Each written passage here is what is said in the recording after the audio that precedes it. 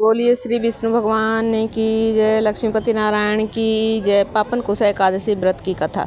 पापन कुशा एकादशी व्रत कथा के अनुसार अति प्राचीन काल में विंध्य पर्वत पर क्रोध नामक एक क्रूर बहेलिया रहता था। उसकी संपूर्ण जीवन लूटपाट, गलत संगति, हिंसा, उपद्रव, मद्यपान जैसे पाप कर्मों में लिप्त रहता था। जब उसके जीवन का अंतिम क्षण आया तब यमराज के दूत उसे क्रूर बहेलिया को ले जाने के लिए पहुंचे। तब यमदूत के दूतों ने बहेलिया से कहा कि तुम्हारे जीवन का समय समाप्त हो गया है और शीघ्र ही हम तुम्हें लेने आएंगे। यह सुनकर बहेलिया बहुत डर गया था तथा अंगीरा ऋषि के आश्रम में पहुंच गया। ऋषि अंगीरा के चरणों में गिरकर निवेदन करने लगा, कहा कि हे मुनिवर, मैंने जीवन में अपने बहुत पाप कर्म किए हैं। कृपया कोई मुझे ऐसा विधि विधान, उपाय, व्रत, पूजा पाठ बताएं जिससे मेरे जीवन के सभी पाप समाप्त हो जाएं अथवा भगवान विष्णु का आशीर्वाद प्राप्त हो और मोक्ष की भी प्राप्ति हो जाए। तब ऋषि अंगीरा ने उसे आश्विन मास के शुक्ल पक्ष की एकादशी पापन कुशा एकादशी व्रत का पूर्ण विधि विधान के साथ व्रत करने के लिए कहा। इस व्रत को